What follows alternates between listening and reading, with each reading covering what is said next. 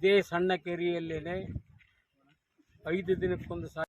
ಸಿಂಧನೂರು ನಗರದ ಕುಷ್ಟಗಿ ರಸ್ತೆಯಲ್ಲಿರುವ ಕುಡಿಯುವ ನೀರಿನ ಕೆರೆಗೆ ಇಂದು ಮಾಜಿ ಶಾಸಕರು ಮತ್ತು ಮಾಜಿ ಸಚಿವರಾದ ವೆಂಕಟರಾವ್ ನಾಡಗೌಡ ಅವರು ವೀಕ್ಷಣೆ ಮಾಡಿ ಮಾತನಾಡಿದರು. ಈ ವೇಳೆ ಶಾಸಕ ಹಂಪನಗೌಡ ಬಾದರ್ಲಿ ಹಾಗೂ ಅಧಿಕಾರಿಗಳ ವಿರುದ್ಧ ಅಸಮಾಧಾನ ವ್ಯಕ್ತಪಡಿಸಿದರು. ಇನ್ನು ಇವರ ಬೇಜವಾಬ್ದಾರಿಯಿಂದ ಇಂದು ಕೆರೆ ಖಾಲಿಯಾಗಿದ್ದು ಸಿಂಧನೂರು ನಗರಕ್ಕೆ 15 ದಿನಗಳಿಗೊಮ್ಮೆ ನೀರು ಕೊಡುವ ಪರಿಸ್ಥಿತಿ ನಿರ್ಮಾಣವಾಗಿದೆ. ಹಿಂದೆ ನಾನು ಶಾಸಕನಾಗಿದ್ದಾಗ ಅಂಥ ಬೇಸಿಗೆಯಲ್ಲೂ ಕೂಡ ಕೆರೆ ತುಂಬಿಸಿಕೊಂಡು 5 ದಿನಗಳಿಗೊಮ್ಮೆ ನೀರು ಕೊಟ್ಟಿದ್ದೇವೆ. ಹಿಂದೆ ಶಾಸಕರಾಗಿದ್ದಾಗ ಹಂಪನಗೌಡ ಬಾದರ್ಲಿ ಅವರು ಇಲ್ಲಿ 250 ಎಕರೆಯಲ್ಲಿ ಜಾಗ ಖರೀದಿಸಿದ್ದರು. 150 ಎಕರೆಯಲ್ಲಿ ಕೆರೆ ಮಾಡಿದ್ದಾರೆ. ಅಲ್ಲಿಯೂ ಕೂಡ ನೀರು ತುಂಬಿಸಿಕೊಂಡಿಲ್ಲ ಎಂದು ಅಸಮಾಧಾನ ವ್ಯಕ್ತಪಡಿಸಿದರು.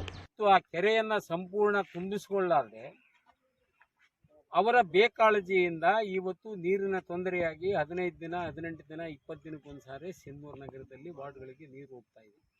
ಇದಕ್ಕೆ ಸಂಪೂರ್ಣ ಜವಾಬ್ದಾರಿ ಶಾಸಕರು ಮತ್ತು ಅಲ್ಲಿಯ ಕಮಿಷನರು.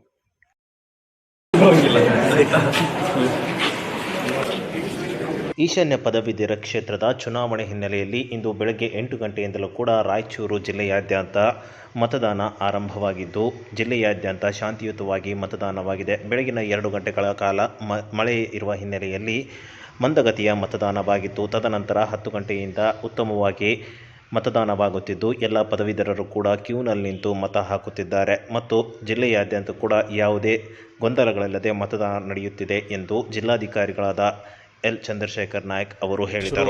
ನಡೀತಿದೆ 8 ಗಂಟೆಯಿಂದ 4 ಗಂಟೆವರೆಗೂ ಕೊಟ್ಟಿರುವಂತಹ ಟೈಮು.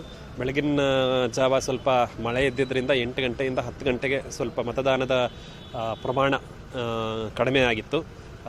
ಈಗ ನಮ್ಮ ಸಿಟಿಯಲ್ಲಿ ಎಲ್ಲ ವೋಟಿಂಗ್ ಸೆಂಟರ್ಸ್ಗೆ ನಾವು ವಿಸಿಟ್ ಕೊಡುವಾಗ ಕ್ಯೂ ಇದೆ ಆ್ಯಂಡ್ ಸ್ಮೂತಾಗಿ ಎಲ್ಲ ನಡೀತಾ ಇದೆ. ಆ್ಯಂಡ್ ಈಗ ಮತದಾನದ ಪ್ರಕ್ರಿಯೆ ಎಲ್ಲ ಸೆಂಟರ್ಗಳಲ್ಲಿ ಅರೌಂಡ್ 25-30% ಹತ್ತಿರ ಟಚ್ ಆಗ್ತಾ ಇದೆ. ಸೊ 4 ಗಂಟೆ ಅಷ್ಟೊತ್ತಿಗೆ ಮ್ಯಾಕ್ಸಿಮಮ್ ವೋಟಿಂಗ್ ಪರ್ಸೆಂಟೇಜ್ ಆಗ್ತದೆ ಅನ್ನುವಂಥ ಎಲ್ಲ ಸಾಧ್ಯತೆಗಳು ಇದ್ದಾವೆ. ಮತದಾನದಲ್ಲಿ ಎಲ್ಲರೂ ರಾಯಚೂರು ನಗರದ ಪ್ರಥಮ ದರ್ಜೆ ಸರ್ಕಾರಿ ಕಾಲೇಜಿನಲ್ಲಿ ಮತ ಚಲಾಯಿಸಿದ ರಾಯಚೂರು ಜಿಲ್ಲಾ ಕಾಂಗ್ರೆಸ್ ಜಿಲ್ಲಾಧ್ಯಕ್ಷ ಬಸವರಾಜ್ ಪಾಟೀಲ್ ಇಟಗಿ ಅವರು ಎಲ್ಲ ಮತದಾರರು ಈ ಒಂದು ಮತದಾನದಲ್ಲಿ ಭಾಗವಹಿಸಬೇಕು ಎಂದು ಮನವಿ ಮಾಡಿದರು. ಅಲ್ಲದೆ ಈ ಒಂದು ಚುನಾವಣೆಯಲ್ಲಿ ಕಾಂಗ್ರೆಸ್ ಪಕ್ಷದ ಅಭ್ಯರ್ಥಿ ಗೆಲ್ಲುವ ಎಲ್ಲ ನಿರೀಕ್ಷೆಗಳು ಮತ್ತು ಭರವಸೆ ಇದೆ ಎಂದು ಹೇಳಿದರು. ಇನ್ನು ಕಾಂಗ್ರೆಸ್ 1 ವರ್ಷದಿಂದ ಉತ್ತಮ ಆಡಳಿತ ನೀಡುತ್ತಿದ್ದು ಇದರ ಬೆನ್ನಲ್ಲೇ ಎಲ್ಲ ಅಭ್ಯರ್ಥಿಗಳು ಗೆಲ್ಲುವ ಭರವಸೆ ಇದೆ ಎಂದು ಹೇಳಿದರು. 136 ಸ್ಥಾನದಿಂದ ಅಧಿಕಾರವನ್ನು ಚುಕ್ಕಾಣಿ ಹಿಡಿತಕ್ಕಂಥ ಸಮಯದಲ್ಲಿ ಮತ್ತೆ ಲೋಕಸಭಾ ಚುನಾವಣೆಯಲ್ಲಿ ಕೂಡ ರಾಯಚೂರು ಜಿಲ್ಲೆಗೆ ಅತಿ ಹೆಚ್ಚಿನ ವಿಶ್ವಾಸವನ್ನು ಕಾಂಗ್ರೆಸ್ ಪಕ್ಷಕ್ಕೆ ಜನರು ಒಲವು ತೋರಿಸಿದ್ದಾರೆ. ಅದೇ ರೀತಿಯಾಗಿ ಪದವೀಧರ ಕ್ಷೇತ್ರದ ಚುನಾವಣೆಯಲ್ಲಿ ಕೂಡ ನಾವು ಗೆಲುವು ಸಾಧಿಸ್ತೀವಿ ಅಂತಕ್ಕಂಥದ್ದು ನಮ್ಮ ನಿರೀಕ್ಷೆ ಇದೆ.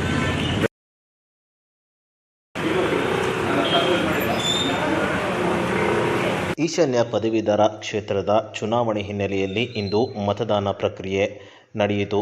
ಇನ್ನು ಬೆಳಗ್ಗೆ 8 ಗಂಟೆಯಿಂದಲೇ ಮತದಾನ ಪ್ರಕ್ರಿಯೆ ಆರಂಭವಾಗಿತ್ತು. ಬೆಳಗಿನ ಜಾವ ಮಳೆ ಹಿನ್ನೆಲೆಯಲ್ಲಿ ಮಂದಗತಿಯಲ್ಲಿ ಮತದಾನ ನಡೆಯುತ್ತಾದರೂ ಕೂಡ 10 ಗಂಟೆಯ ನಂತರ ಎಲ್ಲ ಪದವೀಧರ ಮತದಾರರು ಕೂಡ ಸಾಲು ಸರದಿಯಲ್ಲೇ ನಿಂತು ತಮ್ಮ ಮತ ಚಲಾಯಿಸಿದರು. ಇನ್ನು ರಾಯಚೂರು ಜಿಲ್ಲೆಯಾದ್ಯಂತ ಉತ್ತಮವಾಗಿ ಈ ಒಂದು ಮತದಾನ ಪ್ರಕ್ರಿಯೆ ನಡೆಯುತ್ತಿದೆ. ಎಲ್ಲರೂ ಕೂಡ ಉತ್ಸಾಹದಿಂದ ಈ ಒಂದು ಮತದಾನದ ಹಬ್ಬದಲ್ಲಿ ಭಾಗವಹಿಸಿ ಪದವೀಧರರು ತಮ್ಮ ಹಕ್ಕನ್ನು ಚಲಾಯಿಸಿದರು.